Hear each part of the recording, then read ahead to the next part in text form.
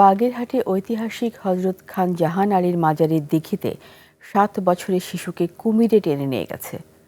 সোমবার রাত আনুমানিক 8:30টার দিকে দিঘির ঘাটে এই মর্মান্তিক ঘটনা ঘটে। ঘটনার পর থেকে শিশুটিকে উদ্ধারে ফায়ার সার্ভিস, রেড ক্রিসেন্ট ও স্থানীয় স্বেচ্ছাসেবী দল যৌথভাবে কাজ করছে। প্রতিনিধি মাইনুল ইসলামের তথ্য ছবিতে ডেস্ক রিপোর্ট।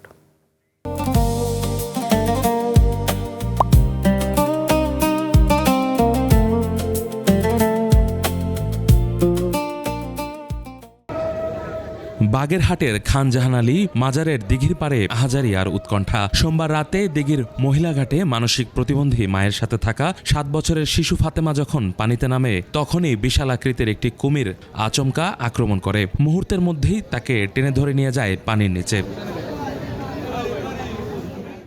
শিশু ফাতেমার তীব্র চিৎকারে স্থানীয় বাসিন্দা তাৎক্ষণিকভাবে ইটপাটকেল ছুঁড়ে এবং নৌকা দিয়ে দিঘিতে নেমে শিশুটিকে উদ্ধারের আপ্রাণ চেষ্টা চালায়। ও পানিতে নেমে গোসল করতেছে, তাতে আমরা কেউ জানি না যে এমনি ওরা কুমিরি ধরেছে। মা চিল্লে উঠলে আমি ওই দোকান থেকে শব্দ পেয়ে চিল্লাচ্ছি যে ও চিকিরা কোনে আছে, এগো আমাকে বদরে কুমিরি ধরেছে। কয়েকজন উদ্ধার করার চেষ্টা করছে কিন্তু পারে নাই, যেহেতু কুমির আক্রমণের ভয় আছে। আর মা শুধু সিলে বললা হচ্ছে, আমি কিন্তু সে নামকে ধরে নাই।